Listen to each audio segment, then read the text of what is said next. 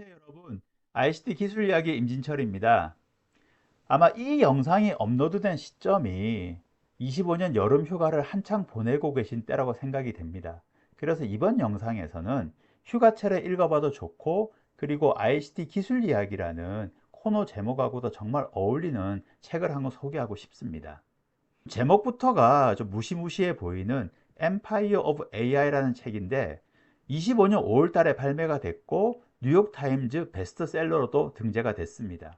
이 책은 전형적인 기술 저널리즘 도서라고 할 수가 있습니다. 그래서 오픈 AI와 샘 알트만 중심으로 해가지고서 이야기가 전개가 되고 있는데 뭐 더 나아가서 빅테크 기업들이 어떤 AI를 만들고 있는지에 대해 가지고서 얘기를 하고 있죠. 그 저자는 이 책을 적기 위해 가지고서 260명 정도의 인물들과 한 300회 이상의 인터뷰를 했다라고 합니다. 그 중에서 150회가 오픈 AI 직원들이었다고 합니다. 그리고 2025년 7월 9일 날 MIT 테크놀로지 리뷰의 편집장인 나이얼과 그리고 저자가 라운드 테이블 형식으로서 얘기 나눈 것들이 있는데 그 부분이 기사로서 게재가 되어졌었죠. 그리고 이 책의 저자인 캐런 하우에 대해 가지고서 잠깐 말씀을 드리면은 이분은 MIT에서 기계공학을 전공을 하셨었고 MIT 테크놀로지 리뷰에서 AI 분야의 시니어 에디터, 선임 기자로 활동을 하셨습니다. 그리고 월스트리트 저널 같은 유명한 언론사에 많은 기고를 하고 계시죠. 이분은 특히 AI에 대해 가서 관심이 많습니다. 그래서 2019년에는 이미 오픈 AI를 취재를 하셔가지고서 그 기사를 MIT 테크놀로지 리뷰에 게재도 하셨었죠. 이때부터 이미 오픈 AI에 대한 관심이 많으셨다고 합니다. 그리고 앞에서 말씀을 드린 것처럼 이 책은 오픈 AI를 중심으로 해서 AI 산업 전체를 얘기를 하고 있습니다. 이거는 저자 서문에도 잘 나와 있는데 오픈 AI 내부 이야기를 하고는 있지만 그 이상을 말하고 있다. 과학적인 야망이 어떻게 이념적이고 자본 중심적으로 변했는지를 기록한 것이다 라고 이제 저자는 저자 서문에서 얘기를 하고 있습니다. 저는 이 책을 읽으면서 세 가지가 크게 다가왔습니다. 첫 번째가 정말 재밌습니다. 이 책은 소설이 아닙니다. 소설이 아니고 사실을 기록한 기사죠. 그런데 마치 재미있는 소설을 읽는 것처럼 시간 가는 줄 모르고 읽었습니다. 그만큼 재미가 있었죠. 두 번째는 AI 산업에서 그동안에 몰랐던 그리고 궁금했던 내용들에 대해 가지고서 좀 아는 시간들이 있었습니다. 뭐 예를 들어서 AI 산업 초기에는 AI 알고리즘 자체에 대한 연구가 많았습니다. 그리고 연구를 하면서 개발들도 많이 이루어졌었죠. 그런데 어느 순간부터 소위 물량 싸움이 시작이 됐어요. 그래서 거대한 파라미터를 가진 모델을 막대한 데이터 양으로서 컴퓨터 자원도 무지무지하게 사용을 해서 학습을 시키는 그러한 게임이 되게 된 것이죠. 책에서는 이 게임을 본격화시킨 것이 오픈 AI다라고 얘기를 하고 있습니다.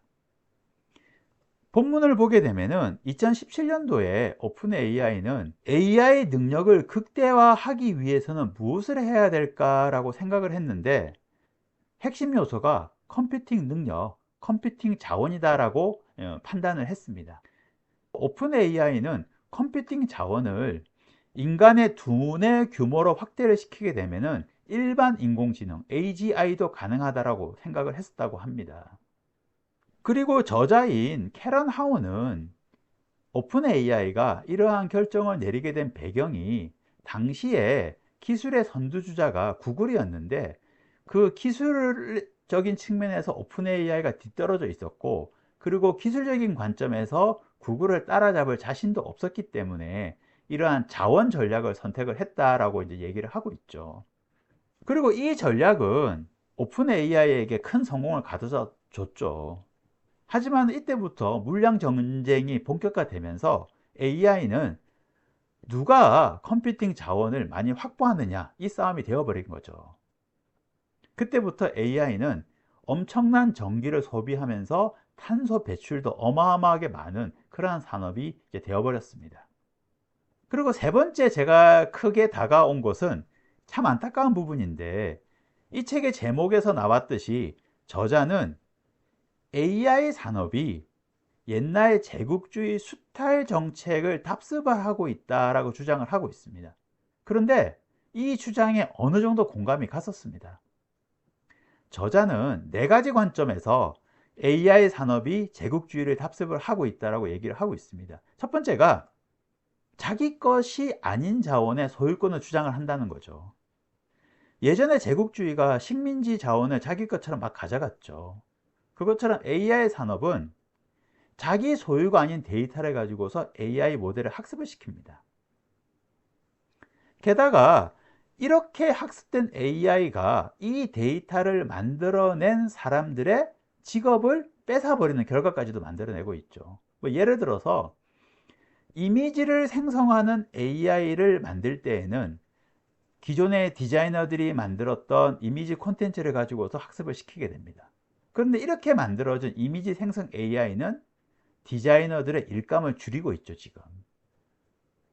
두 번째는 경제적으로 취약한 사회에 진출해 가지고서 자원과 노동력을 착취를 하고 있다는 겁니다. 아프리카나 중남미에 있는 사람들을 이용을 해서 AI 데이터 라벨링이나 콘텐츠 필터링 작업을 하고 있는데 이때 적절한 보상을 체계적이고 안정적인 지원책을 제대로 해주고 있지 않죠. 뭐 이렇게 하는 이유가 당연히 수익을 극대화하기 위한 건데 이거는 예전의 제국주의의 정책과 다를 바가 없다, 이렇게 저자는 주장을 하고 있습니다. 세 번째는 AI 지식 생산을 독점을 하고 있다라고 얘기를 합니다. AI 기업들이 AI 연구자들을 상당히 흡수를 하고 있죠.